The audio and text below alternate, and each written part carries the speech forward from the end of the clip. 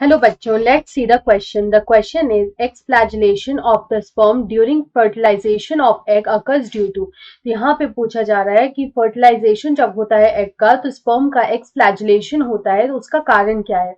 Option A is sodium, option B is polar body, option C is capsule and option D is lysosome. तो यहाँ पे अगर हम लोग स्पर्म की बात करें तो फर्टिलाइजेशन के टाइम पे क्या होता है कि ये जो फर्टिलाइजेशन होता है ये होता है fusion of sperm and ovum. यहाँ पे स्पर्म एंड ओवम का फ्यूजन होता है। स्पर्म जो होता है वो यहाँ पे मेल गैमेट होता है और जो ओवम होता है वो यहाँ पे फीमेल गैमेट होता है।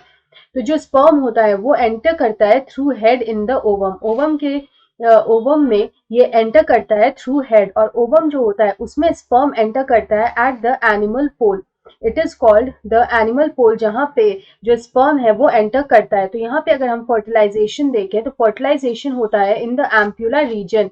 It happens in the ampulla region of the oviduct. Oviduct is fallopian tube. Fallopian tube का जो एम्प्यूला रीजन होता है उसमें यहाँ पे फर्टिलाइजेशन होता है ऑफ स्पर्म एंड ओवम। तो यहाँ पे क्या होता है, स्पर्म का जो सिर्फ न्यूक्लियस होता है, only the nucleus of the sperm fuses with the nucleus of the ovum। यहाँ पे न्यूक्लियस ऑफ द ओवम के साथ यहाँ पे फ्यूज करता है स्पर्म का सिर्फ न्यूक्लियस। तो यहाँ पे इसका जो टेल होता है या फिर हम लोग बोल सकते हैं इसका जो फ्लैजिला होता है वो यहाँ पे जो है खत्म हो जाता है। तो जो फ्लैजिला है, flagella is lost in the sperm during fertilization, और इसी को हम लोग बोलते हैं एक्सफ्लैजिलेशन। It is called एक्सफ्लैजिलेशन।